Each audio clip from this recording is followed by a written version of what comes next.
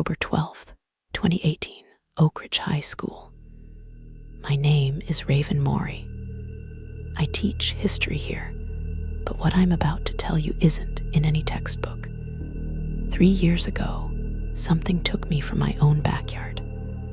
They said it was sleep paralysis, but I know what I saw: the tall shadows, the humming that vibrated through my bones, the medical table that smelled like ozone and copper. They took something from me that night, left something behind in return, and now the chalk dust in my classroom is starting to move on its own, forming the same symbols I saw on their ship. The first sign was the chalk. I'd erased the board after my last class, but when I turned back, 3 perfect circles had appeared in the dust. My breath caught.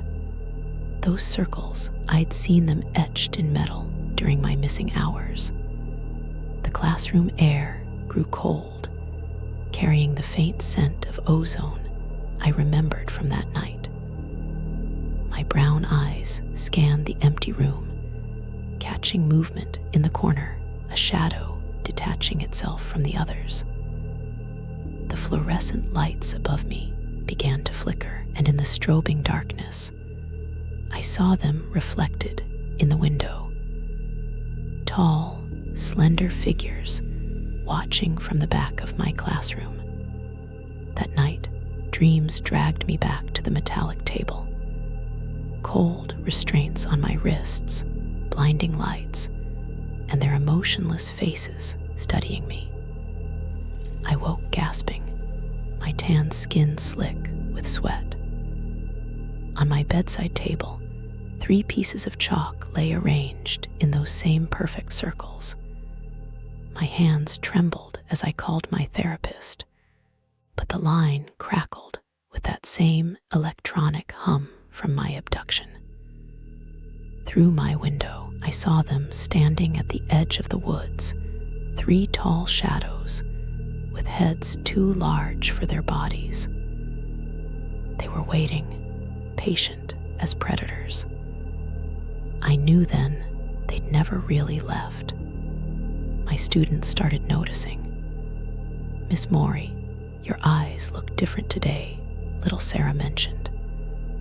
In the staff bathroom mirror, I saw it too. My brown irises now had tiny silver flecks that caught the light.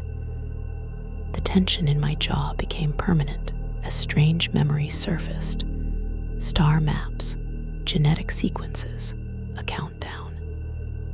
During study hall, my hand moved without my consent, covering the chalkboard with complex equations I didn't understand. The symbols glowed faintly, humming with energy.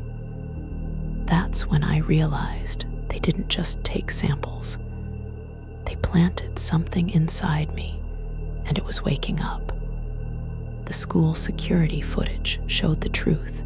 At exactly 3:17 a.m., I walked into my classroom and wrote those equations in perfect darkness. My movements too fluid, too precise to be human.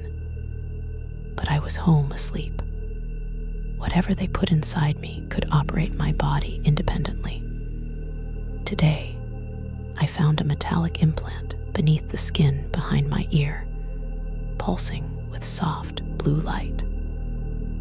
The countdown in my head now reads 72 hours. My classroom plants have withered overnight, and the air tastes like static. They're coming back, not to abduct me, but to activate whatever they turn me into.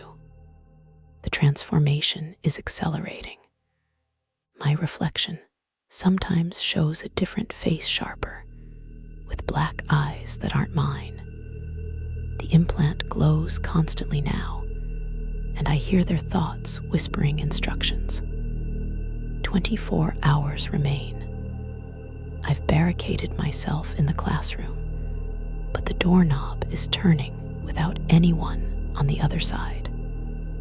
The chalk pieces are floating, arranging themselves into a final message. Harvest ready, my tan skin has developed strange silvery patterns that weren't there yesterday.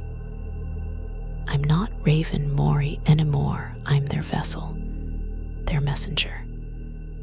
And when the countdown ends, I won't be writing lesson plans on this board. I'll be writing the coordinates for the next harvest.